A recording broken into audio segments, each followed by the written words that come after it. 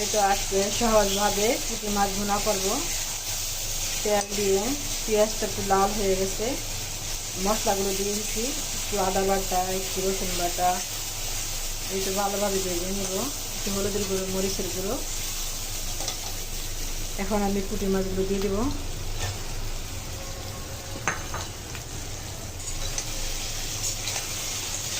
এই মশলার সঙ্গে একভাবে ভেজে নেব।